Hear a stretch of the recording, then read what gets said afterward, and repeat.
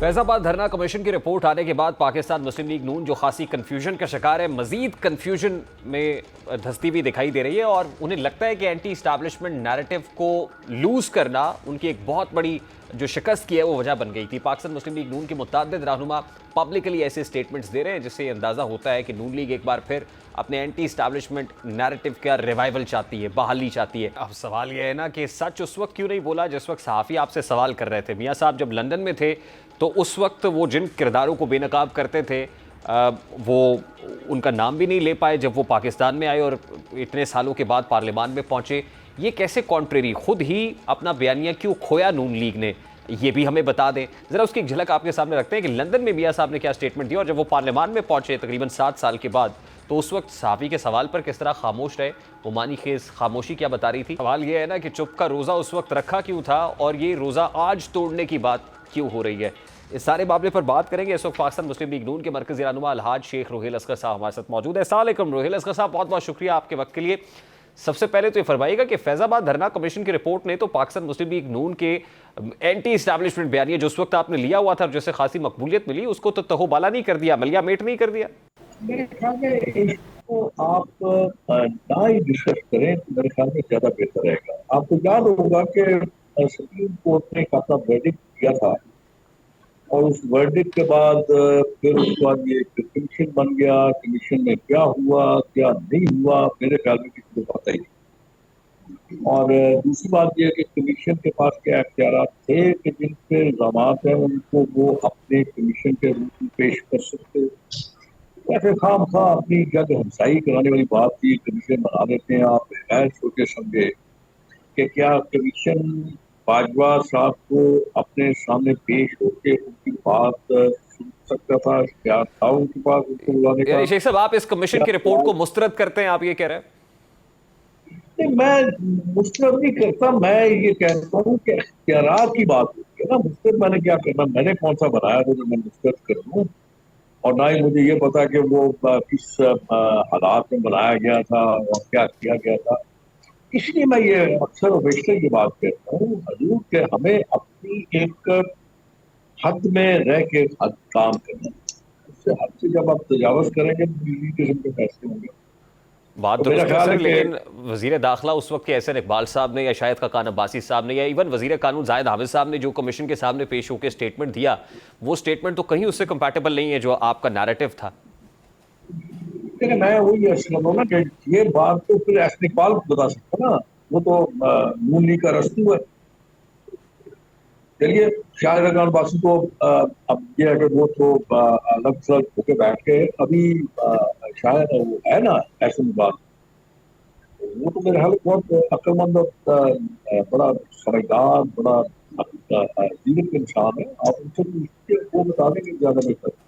تو شیخ صاحب آپ کو نہیں لگتا کہ نون league has seriously lost its narrative which was anti-establishment and serious damage has been done؟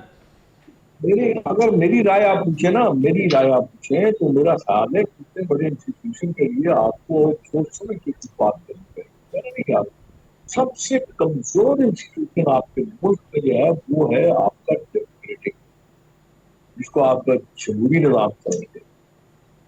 جو جس کا جی چاہتا ہے اس پہ الزام لگا دیتا ہے، جو جی چاہتا ہے اس پہ اپنی دار قسم کی تردید کر دیتا ہے۔ تو میرے خیال میں شاید سوچ سمجھ کے بات کرنی چاہیے۔ اب یہ انسٹیٹیوشن کہاں اپنے جو ہیں ان کے چاہے وہ فارمر ہوں یا ریٹائرڈ ہوں، ان کو کہاں، میرا نہیں خیال کہ وہ ان کو کوئی ایسا آپ کو اجازت دیں گے کہ آپ ان کو پروویڈ کریے۔ اس کا ایک بہترین علاج ہے، میں بہت دیر پہلے بھی کہتا ہوں کہ اگر آپ کے پاس کوئی ثبوت ہیں، کوئی ایسے شواہد ہیں تو آپ اس کے جو اس وقت ہیں سربراہ، آپ ان سے کہہ سکتے ہیں۔ وہ اپنا ایک ان کا پروسیس ہے، ان کا ایک میکنزم ہے، وہ استعمال کر سکتے ہیں۔ لیکن شیخ صاحب بغیر ثبوتوں کے الزامات لگا کے آپ کراؤڈ پل کر لیتے ہیں، آپ ایک ویو بنا لیتے ہیں، آپ پولیٹیکلی ساری سچویشن کو کیپٹلائز کر لیتے ہیں، اور نون لیگ کو بھی نیریٹو تو ملا اور نون لیگ نے بھی کراؤڈ پل کیا، بڑے بڑے جلسے کیے، مقبولیت ملی۔ یہی بات عمران خان صاحب کے ساتھ ہوئی، انہوں نے بھی یہ نیریٹو لیا اور اس سے ان کی سیاست مقبول ہوئی۔ تو یہ تو ماننا پڑے گا کہ اینٹی اسٹیبلشمنٹ نیریٹو بڑا مقبول نیریٹو ہے ملک. آپ کے سوال کے دو جواب ہو سکتے ہیں. ایک جواب یہ ہو سکتا ہے جن لوگوں نے یہ بات کی آپ اس کا جواب تو وہ دے سکتے ہیں. میں تو اپنی ذاتی رائے دے سکتا ہوں آپ کو، کیونکہ میں نہ تو اس کا وکیل ہوں، نہ میں اسپوکس مین ہوں، اور نہ میں کسی کی نمائندگی کر رہا ہوں. میں تو آپ اپنی ایک رائے پیش کر سکتا ہوں کہ میری رائے میں آپ ایسی انسٹیٹیوشن جن کا تعلق اور واسطہ آپ کی دفاع کے ساتھ ہے، میرا نہیں خیال کہ آپ ان کو کسی بھی جگہ پہ پروگرام کر سکتے ہو. میں نے آپ سے یہ بات کی ہے کہ اگر آپ کے پاس شواہد موجود ہیں، آپ یہ سمجھتے ہیں کہ ان اشخاص کی وجہ سے ملک کا نقصان ہوا ہے، عوام کا نقصان ہوا ہے، آپ ان کے موجودہ سربراہ کو آپ وہ سارے ڈاکومنٹس آپ پیش کر سکتے ہیں، اور وہ ان کا اپنا ایک میکینزم ہے، وہ پروگرام کر سکتے ہیں، اور پروگرام کرنے کے بعد اپنا پروجیکٹ کر شیخ صاحب، کیا سکتے ہیں. یہ تاثر درست ہے کہ نون لیگ اپنا کھویا ہوا بیانیہ واپس حاصل کرنا چاہتی ہے، یا اس کے لیے نواز شریف صاحب کوئی پریس کانفرنس کرنے والے ہیں، یا کوئی قوم سے خطاب یا کوئی ایسی چیز پلان کر رہے ہیں، یا نون لیگ کوئی لاہ عمل تیار کر رہی ہے جس سے وہ اپنا کھویا ہوا جو نیریٹو ہے وہ ریوائیو کر سکے؟ بہتر سمجھتے ہیں وہ نون لیگ کے سربراہ ہیں، وہ بہتر سمجھتے ہیں. ان کی عقل و دانش کے ساتھ ہے تو کم از کم اپنے بات کو کمپیئر نہیں کر سکتا. وہ ماشاء اللہ ایک سمجھدار بھی ہیں، 3 دفعہ اجازت بھی رہے ہیں. اس وقت بھی ان کے بھائی صاحب جو ہیں وہ وزیر اعظم ہے پاکستان کے، اور جو سارے معاملات ہیں سارے کے زیر نگرانی کام کر رہے ہیں. بہتر سمجھتے ہیں. نہیں، میں لیکن اس بارے میں ان کے بھائی وزیر اعظم ضرور ہیں، لیکن میں نے دیکھا ہے کہ پاکستان مسلم لیگ نون کی جو قیادت ہے وہ جو وزارت عظمیٰ یا اس کی رسپانسبلٹی ہے وہ لینے کو تیار نہیں ہے. اب رانا ثناء اللہ صاحب نے اسٹیٹمنٹ دیا ہے کہ جی حکومت ہے ضرور، لیکن رسپانسبلٹی ہمارے اوپر نہیں ہے کہ پرفارمنس ٹھیک نہیں ہوتی تو.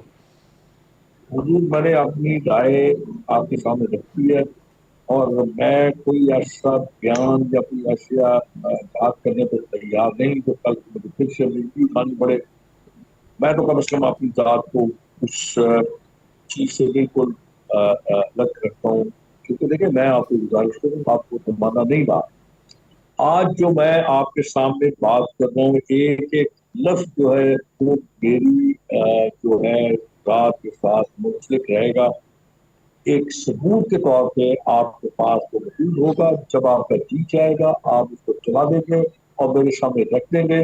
پھر سوائے مجھے شرمندگی اور کچھ بھی ہوگا تو میں کم از کم ایسے الفاظ استعمال پیش کرتا ہوں جن کا کوئی ثبوت میرے پاس نہ ہو، یا میرے پاس ایسا اختیار نہ ہو کہ میں اس اختیار کو استعمال کرتے ہوئے سر فیئر انف، میں دیکھیے وہ آپ تو نتیجہ آپ احتیاط کے کا ساتھ دامن ہاتھ سے نہیں چھوڑنا چاہتے، لیکن آپ کے میرا جو پڑھنا کلیگز ہیں ہے وہ فرنٹ فٹ پہ میرے سب کو اسٹیٹمنٹس دے رہے ہیں. اپنے بات کرنے سے پہلے کم از کم اپنے بات پہ سر ضرور غور کرنا چاہیے. شیخ صاحب fair enough, lastly and very quickly sir, آپ تو احتیاط سے کا دامن ہاتھ سے نہیں چھوڑ رہے، لیکن آپ کے کلیگز جو باتیں کر رہے ہیں تو کیا سمجھا جائے کہ کنفیوژن تو ضرور موجود ہے؟ اس سے تو آپ ایگری کریں گے کہ کنفیوژن ہے نون لیگی کیمپ میں؟